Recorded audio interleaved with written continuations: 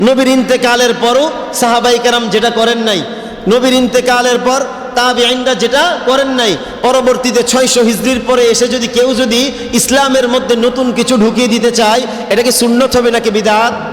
আল্লাহ বলেন দিন পরিপূর্ণ হয়ে গেছে, এখন যদি কেউ নতুন করে ঢুকাই দিতে চায় তার মানে এটা হলো বিদআত। আল্লাহ তো সার্টিফিকেট দিয়ে দিয়েছেন, আল্লাহ বলে দিয়েছেন, সিল মোহর মেরে দিয়েছেন যে আল ইয়াউমা আকমালতু লাকুম দীনাকুম, আজকে তোমাদের জন্য তোমাদের দিন পরিপূর্ণ হয়ে গেছে।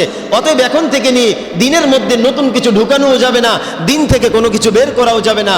কেউ যদি দিনের মধ্যে কোনো কিছু নতুন করে ঢুকিয়ে দেয়, এটা স্পষ্টতর দিনের ব্যাপারে গোমরাহি এবং ইসলামের মধ্যে এটা নতুন কিছু আবিষ্কার করে সে বিদআত করলো। ইসলাম মধ্যম পন্থায়। একদল এই নবীজির আগমনকে কেন্দ্র করে রবিউল আউয়াল মাস আসলেই শুরু হয়ে যায় তাদের এই সমস্ত বাড়াবাড়ি, শরীয়তের আলোকে, ইসলামের আলোকে।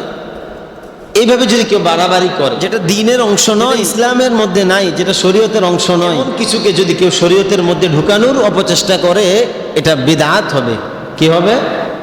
বিদআত। তাহলে যেটা ইসলামের অংশ নয়, নবী আলাইহিস সালাম যেটা করেননি, সাহাবায়ে কেরাম যেটা করেন, তাবিঈন ওনাদের নবীর যুগ থেকে নিয়ে ধারাবাহিকভাবে কুরুনে সালাসা, তিনটা যুগ যেগুলোকে নবীজি খায়রুল কুরুন বলেছেন, যে তিনটা যুগের কে নবী আলাইহিস সালাম নিজেই বলে গেছেন যে এই তিনটা যুগ হচ্ছে সর্বোত্তম যুগ। খায়রুল কুরুন, খায়রুল কুরুনি করনি, সুম্মাল্লাযীনা ইয়ালুনাহুম সুম্মাল্লাযীনা ইয়ালুনাহুম, আমার যুগ, সাহাবায়ে কেরামের যুগ এবং তাবিঈনগণের যুগ। তিন যুগের ব্যাপারে নবীজি তাদের কল্যাণের কথা বলে গেছেন। এটা হচ্ছে শ্রেষ্ঠ যুগ, খায়রুল কুরুন। এই তিন যুগের যদি আমরা দেখি, এমন কিছু বিষয় বর্তমানে একটা জনগোষ্ঠী, একটা দল রবিউল আউয়াল মাস আসলেই নবীজির আগমনকে কেন্দ্র করে, নবীজির জন্মকে কেন্দ্র করে, মিলাদকে কেন্দ্র করে একটা জনগোষ্ঠী রবিউল আউয়াল মাস আসলেই বাড়াবাড়ি শুরু করে দেয়। যেটা নবীর যুগে ছিল না, যেটা সাহাবার যুগে ছিল না, যেটা তাবিঈগণের যুগে ছিল না, এটা পরবর্তীতে এসে যদি কেউ চালু করতে চায় তাহলে তো এটা স্পষ্ট করে এটা বিদআত হবে। নবীর যুগে নাই, সাহাবার যুগে নাই, তাবিঈগণের যুগে নাই, কারো যুগে এটা ছিল না, তাহলে পরবর্তীতে চালু করা মানে এটা বিদআত করা। তাহলে বুঝেন, ইসলামে যেটা ছিল না এটাকে যদি কেউ ইবাদত মনে করে এটার নামই হলো বিদআত। শরীয়তের মধ্যে যে বিষয়টা নাই এটাকে যদি কেউ ইবাদত মনে করে তাহলে এটার নাম বিদআত।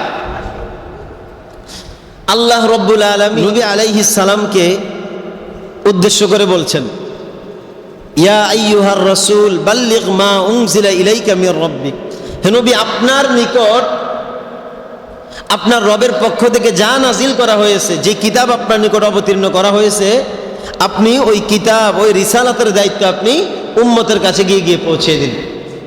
নবীজিকে দুনিয়াতে প্রেরণ করেছেন রাহমাতুল লিল আলামিন। নবীজি হচ্ছে গোটা জাহানের জন্য নবীজি রহমত। তাহলে নবীর দায়িত্ব ছিল নবীজি রিসালাতের দায়িত্বগুলো, তাওহীদের বাণীগুলো, ইসলামের বাণীগুলো মানুষের কাছে গিয়ে মানুষদের কাছে গিয়ে লা ইলাহা ইল্লাল্লাহর বাণী শুনিয়েছেন। আল্লাহ বলেন বাল্লিগ মা উনজিলা ইলাইকা মির রাব্বিক, আপনার নিকট রবের পক্ষ থেকে যে আয়াত নাজিল করা হয়েছে, যে কোরআন নাজিল করা হয়েছে, ওই কোরআনের বাণীগুলো আপনি আপনার উম্মতদের কাছে গিয়ে আপনি এগুলো পৌঁছে দিন। ওয়াইল্লাম তাফআল ফামা বাল্লাগতা রিসালাতা, আপনি রিসালাতের দায়িত্ব, এই দায়িত্ব যদি পালন না করেন, যেন আপনি আপনার রিসালাতের দায়িত্বটা সম্পূর্ণরূপে পালন করলেন না, যেন আপনি এটার মধ্যে অসম্পূর্ণ ঘাটতি রেখে দিলেন। আল্লাহ রব্বুল আলামিন নবীজিকে এমনভাবে ধমক দিয়ে মোটামুটি এটা বলেছেন। তাহলে আল্লাহ বলেন আপনি রিসালাতের দায়িত্ব পালন করুন, পরিপূর্ণরূপে ইসলামের বাণীগুলো, তাওহীদের বাণীগুলো পরিপূর্ণরূপে আপনি আপনার উম্মতদের কাছে পৌঁছে দেন। এখন বুঝার বিষয় হলো, আল্লাহ বলেছেন আপনি আপনার উম্মতের কাছে রিসালাতের দায়িত্ব পরিপূর্ণভাবে পৌঁছে দিন। এখন নবীজি রিসালাতের দায়িত্ব, তাওহীদের বাণীগুলো, ইসলামের বিধিবিধানগুলো, শরীয়তের বিধিবিধানগুলো, এগুলো উম্মতদের মাঝে, সাহাবাদের মাঝে পরিপূর্ণরূপে পৌঁছে দিয়েছেন কিনা? কথা বলেন, দেন নাই? এর প্রমাণও আমরা কোরআনুল কারীমের আয়াত থেকে পাই। বিদায় হজের ভাষণে প্রায় ১.৫ লক্ষ সাহাবায়ে কেরামের উপস্থিতিতে মদিনাওয়ালা নবী ভাষণ দিচ্ছেন।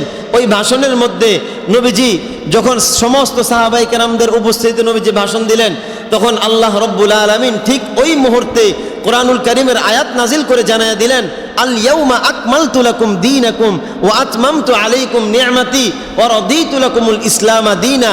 বিদায় হজের ভাষণ, ওই মুহূর্তটাই ছিল নবীজির শেষ মুহূর্ত। এরপরে অল্প কিছুদিনে আর নবীজি জীবিত ছিলেন। যেহেতু নবীজির ইন্তেকালের কাছাকাছি সময়, এই জন্য আল্লাহ রব্বুল আলামিন বিদায় হজের ভাষণের সময় আল্লাহর রাসূলের নিকট আয়াত নাজিল করে জানায় দিলেন, আল ইয়াউমা আকমালতু লাকুম দীনাকুম, আজকের দিনে তোমাদের জন্য তোমাদের দিন পরিপূর্ণ হয়ে গেছে। ওয়া আতমামতু আলাইকুম নি'মাতি, এবং তোমাদের উপর আমি আমার নিয়ামতকে পরিপূর্ণ করে দিয়েছি। ওয়া রাদিতু লাকুমুল ইসলামা দীনা, এবং তোমাদের জন্য আমি ইসলামকে মনোনীত ধর্ম হিসেবে আমি সন্তুষ্ট হয়েছি। তাহলে আল্লাহ বলেন দিন পরিপূর্ণ হয়ে গেছে। এটা কবে? বিদায় হজের ভাষণের দিন। কথা বলেন কবে? নবীজির ইন্তেকালের আগ মুহূর্তে বিদায় হজের ভাষণে আল্লাহ আয়াত নাজিল করে জানিয়ে দিলেন, আল ইয়াউমা আকমালতু লাকুম দীনাকুম, তোমাদের জন্য আজকে তোমাদের দিন পরিপূর্ণ হয়ে গেল। তাহলে আল্লাহ বলেন দিন পরিপূর্ণ হয়ে গেছে। আল্লাহ বলছেন দিন পরিপূর্ণ হয়ে গেছে। এখন যদি নবীর যুগ বিদায় হজের ভাষণের আগে বিদায় হজে নবীজির ইন্তেকালের আগেই আল্লাহ বলেন দিন পরিপূর্ণ হয়ে গেছে। নবীর ইন্তেকালের পরও সাহাবায়ে কেরাম যেটা করেন নাই, নবীর ইন্তেকালের পর তাবিঈনরা যেটা করেন নাই, পরবর্তীতে 600 হিজরির পরে এসে যদি কেউ ইসলামের মধ্যে নতুন কিছু ঢুকিয়ে দিতে চায়, এটা কি সুন্নত হবে নাকি বিদআত? বিদআত হবে। আল্লাহ বলেন দিন পরিপূর্ণ হয়ে গেছে। এখন যদি কেউ নতুন করে ঢুকাই দিতে চায়, তার মানে এটা হলো বিদআত। আল্লাহ তো সার্টিফিকেট দিয়ে দিয়েছেন, আল্লাহ বলে দিয়েছেন, সিল মোহর মেরে দিয়েছেন যে আল ইয়াউমা আকমালতু লাকুম দীনাকুম, আজকে তোমাদের জন্য তোমাদের দিন পরিপূর্ণ হয়ে গেছে। অতএব এখন থেকে নিয়ে দিনের মধ্যে নতুন কিছু ঢুকানোও যাবে না, দিন থেকে কোনো কিছু বের করাও যাবে না।